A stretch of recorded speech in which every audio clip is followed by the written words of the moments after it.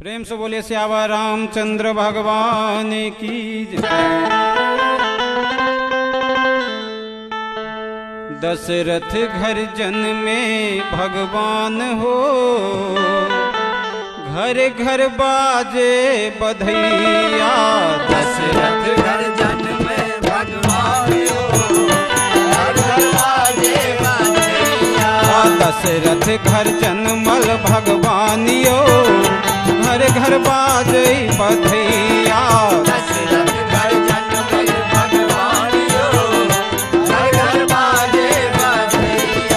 बाजे बधैया घर घर बाजे सहनैया। बाजे बधैया घर घर बाजे सहनैया। बाजे सहनैया घर घर बाजे बधैया।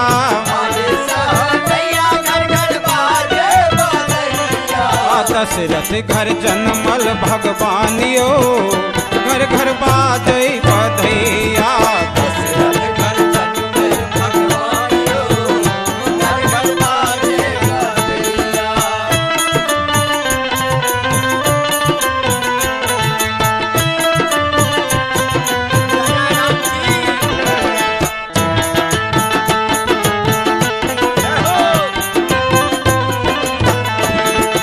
चैत मास पुण्य तिथि नौमी जोरिया।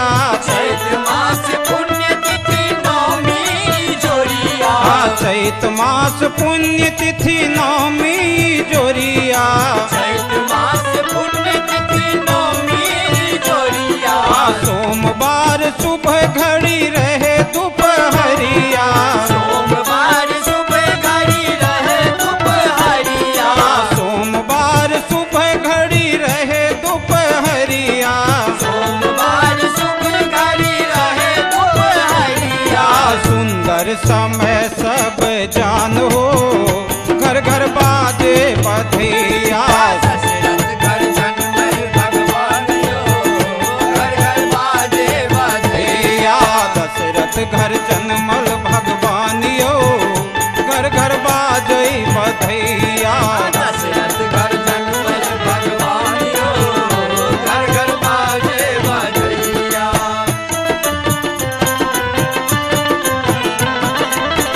जय रामचंद्र भगवान की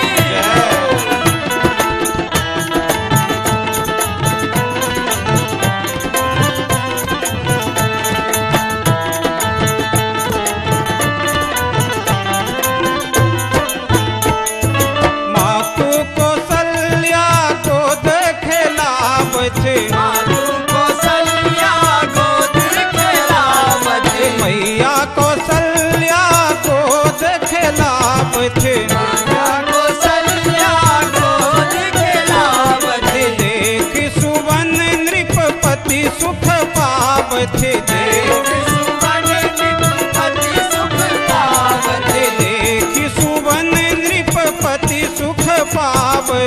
देख सुवन नृपपति सुख पावत। देव और दान देव और मानव महान हो, घर घर बाजे बधैया। देव और मानव महानियो, घर घर बाजे बधैया। दशरथ घर जन में भगवानियो, घर घर बाजे बधैया। दशरथ घर जन में भगवानियो, घर घर बाजे बधैया।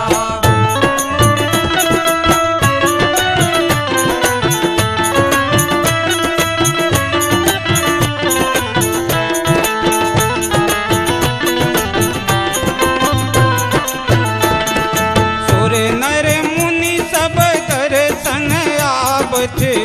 नर मुनि सब दर्शन आवत।